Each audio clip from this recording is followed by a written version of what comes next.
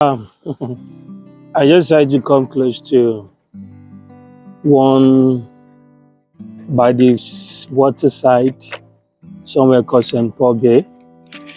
I think it's close to Bujiba actually. There's a place called Bujiba Square where most of the expatriates, like the tourists, love to come to because they have nice hotels and some relaxing place.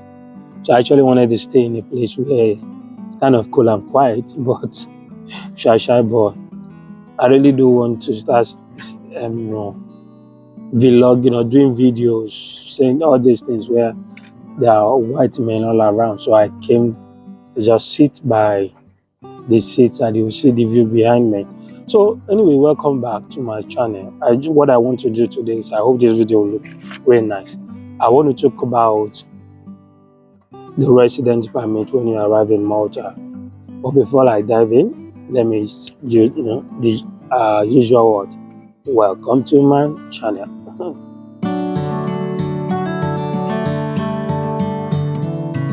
A quick one. I like to use this opportunity to say thank you for those of you that have really been reaching out to me and sending nice comments. I really do not believe I'll be getting this kind of lovely feedback. So it's really encouraging. I'll say thank you for those lovely words. Shout out to Grace, Benjamin from Ghana, and the other ones. If I really do not remember your names, I say shout out to every one of you for those lovely and nice comments that I keep getting from you and email messages.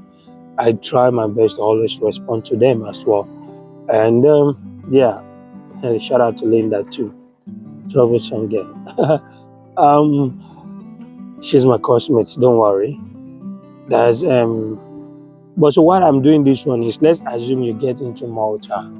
Your visa has been approved. We talked about accommodation in the previous videos. Then you get here. What you're supposed to do is, as soon as you sign the contract, the accommodation contract with your landlord, this is one of the requirements to proceed for the residence application, temporary residence application as a student. I want to talk about the requirement based on the checklist I was given. So I probably explain from here while I'm mentioning the checklist out. And I don't really think there will be much different even if you are coming in through the work route. If you're coming in through the work route, I don't believe there will be much different. It will only be based on the contract you get. So let's just dive into it and start mentioning them one after the other. The first one on the checklist is application form. Right, when you get to your school and they confirm your arrival, which is close to your resumption time, what they do is they will give you the school will provide you with a form. I'm using Global College as a case study here now because I'm telling you everything from what I experienced personally. So application form number one, and in the application form you have CEA form plus 1D and 1A. The CEA form is actually the main resident application form where you fill out your details of the visa status and what you're here to do, then followed by that 1D1A. 1D1A is the ones that is meant for the card you will get at the end of the day. It's for the card, both the online and offline card. Then number two is photocopy of all valid passports. What this means is if you come in, they're your international passport from where you're coming from, Nigeria, Ghana, Cameroon, wherever you're coming from. So what you have to do is to do the photocopy of the pages. So what you do is, if it's possible, not like photocopy, scan all the pages of your international passport. If you are having 32 pages or 64 pages, you scan all the pages together in one PDF file. Then the third one here is student letter status from your college. The school will provide you with that letter. That's a status letter confirming confirming that you are a legitimate student in the school. So they give you that status letter. You need that one too while you're applying for your card, bus cards. That's number 4 is the invoice receipt from college. Before you get here, you already have that, because after paying your tuition fee deposit or the tuition fee, you definitely will have the receipt sent to you from your school. The school will send you the receipt confirming the payment upon receiver. Upon receiving the payment, they will send you the receipt. So that's the one they mentioned here. The invoice the school gave to you, stating what you are to pay, and eventually the payment you made. Every of your documents, remember one thing, let them all be in PDF. The other one is health insurance certificate covering the duration of your stay. Okay. While you're coming in, I believe almost everyone would understand. There is one you did while coming in, while you're actually applying for your visa. It's called traveling insurance. The one you did back home before you get to Malta is your traveling insurance. That one would not be useful here if you want to apply for the resident card. You need to do health insurance. Okay, using Global College again as a case study, they will send you tool insurance link, probably the website of the insurance. Maybe, I don't know, I shouldn't be giving you that until when you get here, right? The insurance, you just get the address. They'll send you the address of the insurance rather. One of them is in Valletta, the capital cities of Malta. You go to them and the fee, as at when I did mine, it was €120 for the duration of 1 year coverage as a student, getting a discount because of a student. But the other guys that came in from Nigeria, when I took them there, theirs was €130. So a little bit up. So I believe for now it will be between the range of 120 to €130. Number 6 is letting contract and rental declaration form. This is where your accommodation comes in.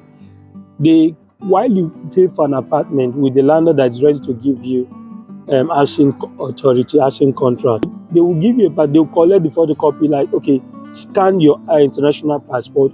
They give you a copy, like they will give you a copy, like a contract agreement between you and the landlord. The landlord will sign, you will sign. That one is the letting contract. Then the landlord will then register you on the website, the government website called Housing Authority. It is one of the government website that they must register you under that website to show that you have a legal stay, like to show that you have a registered apartment. So maybe this is how they do their census thing. So once they register you, after giving you that contract, they will tell you within 10 days you will get information from the housing authority. As soon as they register it, probably two days or 3 days after the registrations of the housing authority, you will get an email confirmation from the housing authority confirming the registration of the apartment.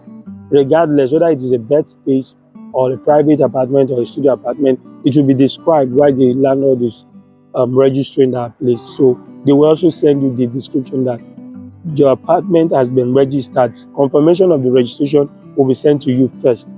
You can actually screenshot that confirmation of apartment, print it out, or screenshot it, convert it to PDF.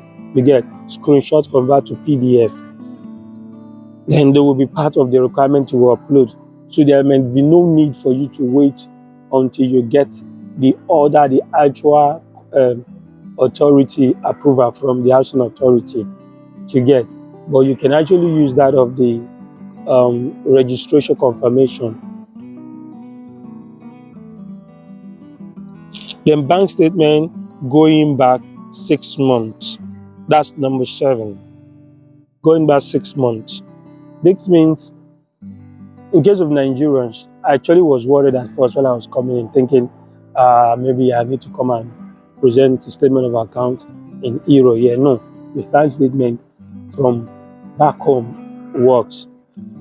You can print your statement of account while I did it, why those other few guys did it, based on the experience, what you are expected to show is about 4,100. That's the money to cover your probably your living expenses, spending when you get part-time job, and when your resident is out before you can eventually start looking for part-time job. So what it means is the equivalent of what the 4,100 is, and in case you are having a school fees balance to pay, you must add that to it. It affected my roommate, my apartment mate rather, because he came in for a master program. He paid about 6,000, 7,000 out of 9,000 something. So his balance was about 2,009, and so plus the 4,100. So they asked him to, when he submitted the statement of account that was lower than that expectation, an email was sent to him telling him his money wasn't enough, that he should make it up to 7,000 something, which eventually he did, and later they approved. That means if you are coming in as a graduate where you'll be paying your school fees for 1 year, then that means you don't need the balance of the school fees because it's a yearly thing. You're only trying to apply for a resident, which will be renewed every year. So that means you need just 4,100 to show in your case. But if you're coming for a master's and probably the school allow you to pay 75%, you need the 25% balance of that tuition fee and that 4,100, about 6,000 something or 7,000. Whatever that money is equivalent in your currency is what you would um, project in your statement of account. You print it out as what you upload together with the other document. No, they will just be soft copy. You upload them. Like, let me just mention the last one, and before I give you how you go about the whole stuff. Then receipt from an ATM. That's number 8. That is 20 euro minimum withdrawal of 20 euro. If you showed more than, just do a minimum withdrawal of 20 euro. That shows the student has access to the money. Now, this receipt of an ATM, this is what it means. At first, when I was coming, I think it is kind of mandatory that you have a foreign account so you can come in with your foreign cards, your ATM card where you usually withdraw money from. There's an advantage to that though. If you are someone who has an ATM card, a foreign ATM card, let me say Nigeria now as a case study, but the other countries too, just take a clue from it. If you're someone that is, you have a domiciliary account back where you were coming from, then try to make sure you register, you have an ATM attached to the account. Their ATM, foreign ATM, yeah, like Euro ATMs or whatever, most of them around works. It's easy for you to withdraw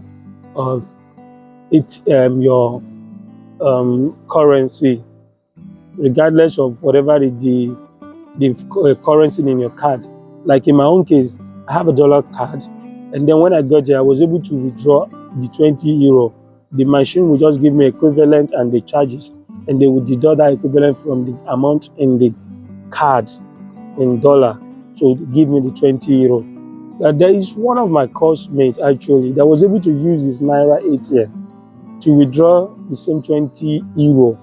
You need to withdraw a minimum of 20 euro from an ATM machine where you would be able to get the receipt. As you're withdrawing, make sure you request for the receipt. You need the receipt. That's what they need there. That receipt will show the money comes out from that your ATM or from that account the ATM is attached to. So that receipt is actually what is important, not the 20 euro.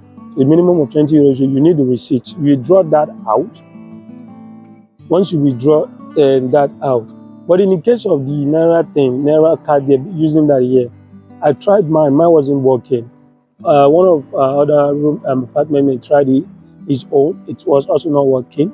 That means instead of you to have that issues of it, you can use your dollar card if you have a dollar account back home, a foreign account back home. But in case you don't have, don't worry. It's still not a big deal. Like it's not as if it's all a problem. It's a must. You should have a domiciliary account back home. In case you don't have, you can come in here. Maybe I will try add the link. You can register register with this app called what is it? Revolut. There's this online banking domicile in I think it's in Romania, and they use it in other country. Revolut. And the other one is Wise. Those are the two apps you can use. Just quickly, as soon as you are right, registered. I will still mention this when I'm talking about the apps you need. You just register with those two apps, then quickly apply for your ATM free. The only challenge is when you don't have a permanent house address. But as soon as you have an apartment and your visa has some duration, like you got your visa on time, let me just assume you get your visa on time and you have that 3 months visa length 3, which is enough to do all those things. Then you can just register with this app with your house address, put the address to deliver the card to you, request for the hard card. No, I actually even remember one thing now. You can actually do something. Immediately you register with the app, there is a virtual card in the app. The app can give you a virtual card, depending when the hard copy card will get to you. Okay, what you do is, if you register and have the virtual card, if it's possible for you to put, how do you withdraw with that virtual card in the ATM card? I think that's where the challenge will be. That's where the challenge will be, because you need to withdraw that money from an ATM account where you're able to get the receipt. Except you do this, what is it called, Google Pay or Apple Pay stuff thing. I think with that you should be able to use where there is a code thing. You need the receipt confirming, and maybe if you get the virtual card, let's do this way. If you get the virtual card, you try to see how you can print or screenshot the back and front, convert to PDF in case you want to do everything on time. Then you might actually go to stores where you can get something, buy something with your virtual card, ATM, with your virtual card, 20 euro, to get the receipt of that 20 euro from the shop, for them to print out the 20 euro for you, that will carry the information of your card, and that the money was used to get the receipt. I think you can do that too in the shop. Go to any of the shop where you can use your phone to make payment with the virtual listing on the ATM.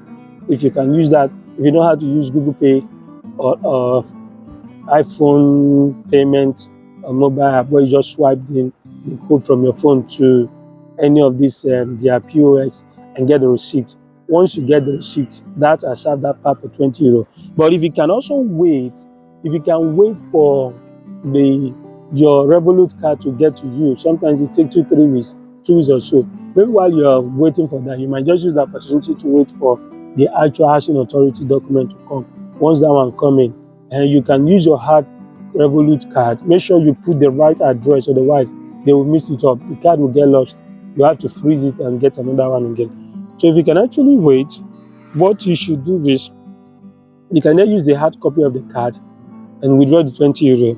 Now, a quick one, looking at it from 1 to 8, these are the things, the documents you need to apply for your resident card, the application forms, and the 1D, 1A form for the card, and the main form, photocopies of your valid or your passport, your international passport, scan all the pages from beginning to the end.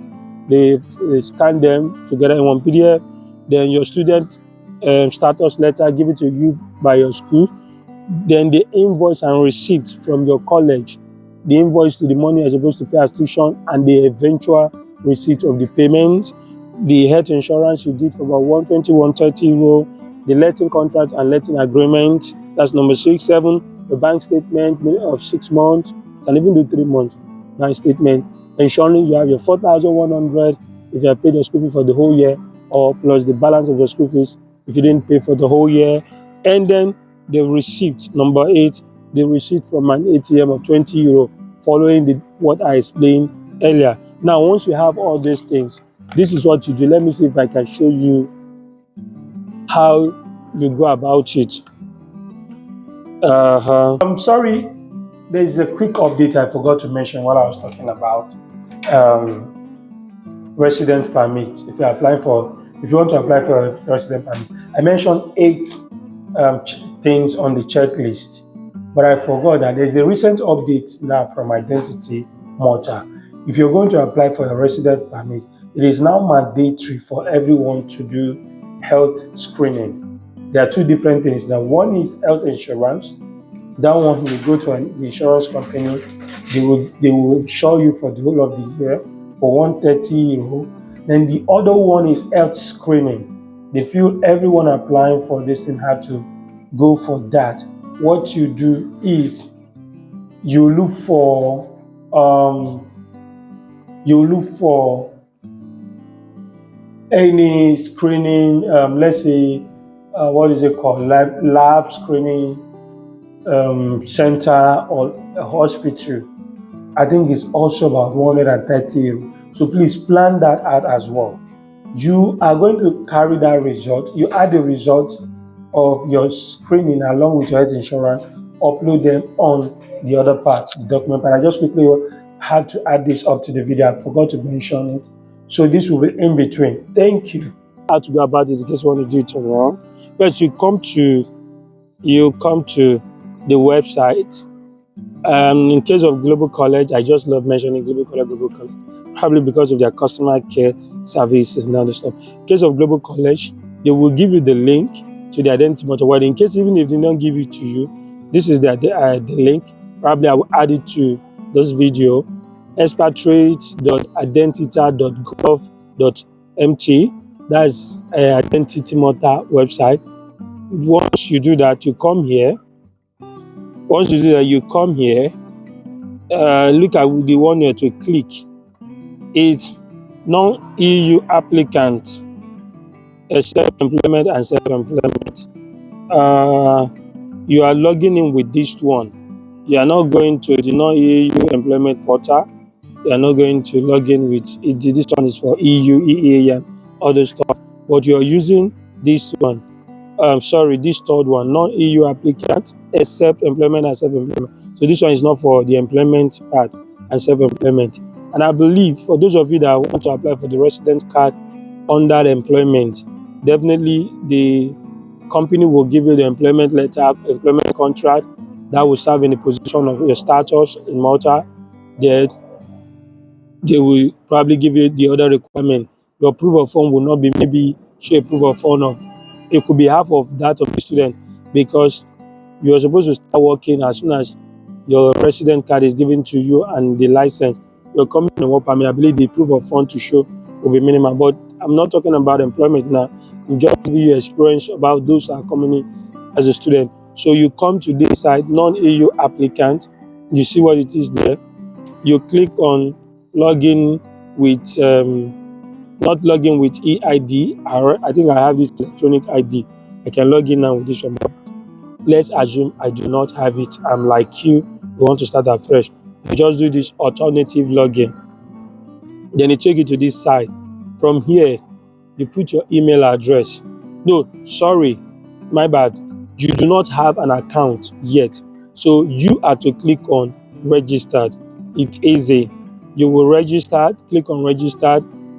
You see, you will register your name, your surname, your date of birth, email address, you create password, and you confirm your password. Then confirm that you are not a robot. You registered. A link to activate that account will be sent to the email. You activate the account and all that. So let's assume you've registered. Now you will come back after that account has been activated. Put your email here. Then look at it. In the case of my own, I'm putting my email here.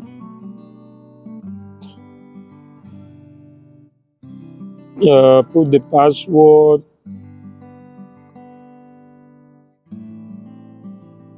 Now the password is here. Okay.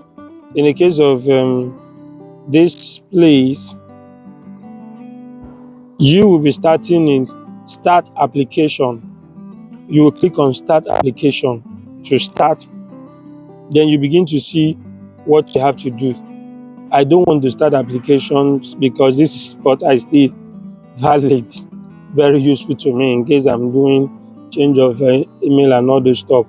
But let me just go to from my own application and show you the proof of those documents you will upload. if I can do from start application. Actually, let me see if I can.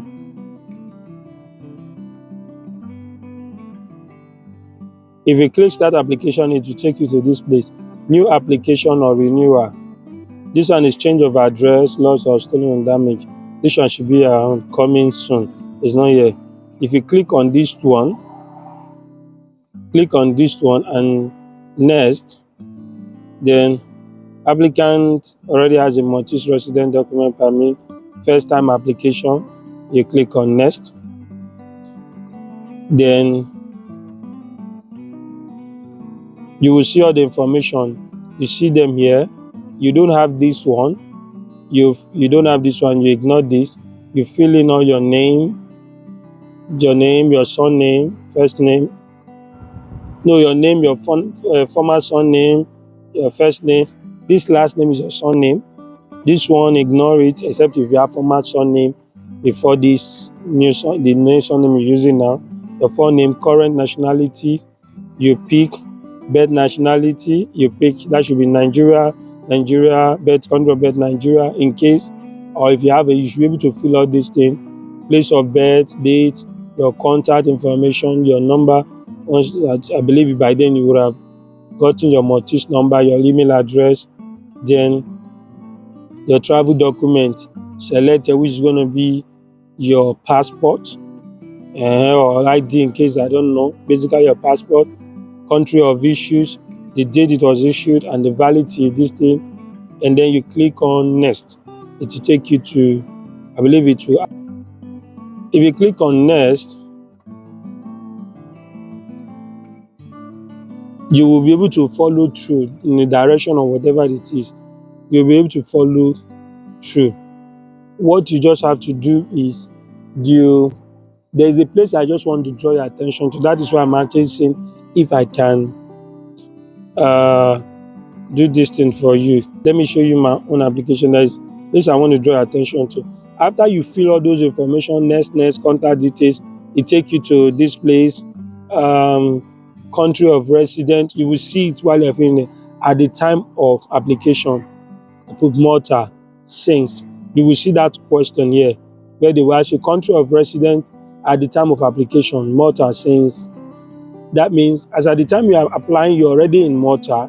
And so that means from the day you were stamped into Malta, you put the address. You put the date you were stamped into Malta. That is, you are now in Malta as the country of residence while you're applying for it, and starting from the date you were stamped in. Then they will ask you country of residence prior to settling in Malta, which is your former country, Nigeria. That's where you were residing before you got into Malta. The intended country of next settlement, you can just put Malta. After your program and whatever, where do you intend to settle again? Just put still Malta. Not for you not to look as if you are trying to tell them something else. You get.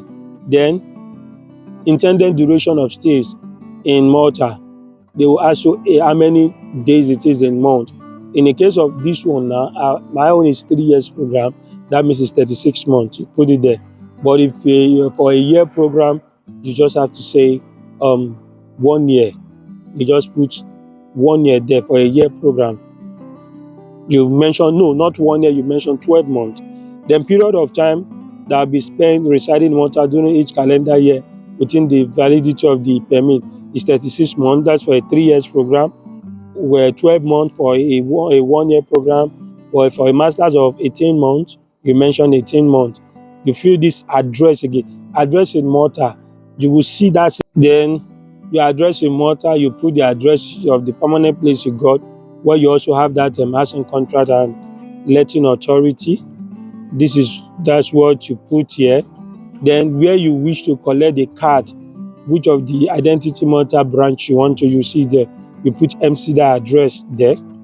Then while the permanent address abroad, while you're also filling it, there's a section that will ask you this place. You put your your address back in the country you're coming from, Nigeria, Ghana, whatever. You put that here in that section. The application for study, you see it here. For study, you under that section they will ask you please educational establishment name, you put the school name, and in my own case, it's Global College. The school will give you that your status letter and the form they will give to you to fill for your resident card. The school would have actually written their own institutional license number there. You write the school license number, the address of the school, the course you are taking, starting date, and when it's ending. You just calculate the month, 12 month or 36 month. You calculate that, and you will know the MQ level that it is. Either it's MQ level 8 of masters or the MQ level 7. You will put it there. The school actually will give you that information to help you out. Then the contact person, the person they will reach, they can eventually contact in case they want to talk to somebody in the school. The school will provide you that with that as well, I believe, which is this is the contact person for the Global College, his phone number, email address. They provide that. Then you go to your legal authorization. There's a section there too while you're filling the form. That one will ask you what is your current legal authorization of stay. That the current legal authorization of stay in Malta is on a visa. If it is on a resident card, maybe in Europe or whatever, you are non-Europe, so it's on a visa. The purpose of this authorization is study. In case of work, probably you'll be mentioning work. Country of issue is Malta. The date you were stamped, your visa was stamped on your passport. That's the date of issue. You check your international passport, check that visa date that was stamped to put that there. And the date they said the visa would extend toward the validation of the valid date of the visa, like when till when it will be valid. You mentioned that as well. There you will see those sections there. Then from each, after you've done that, you now see where you begin to click on to upload each document. All those documents we mentioned, those 8 documents, you make sure they are all in PDF form. Convert them in PDF form, and try to use what is called compressed PDF compressor. Check online, PDF compressor online. Use that one to compress those your PDF to 2 megabyte maximum. They should not be more than 2 MB each of the document.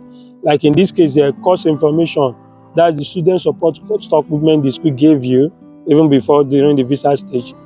That's what you upload in course information. The housing authority approval.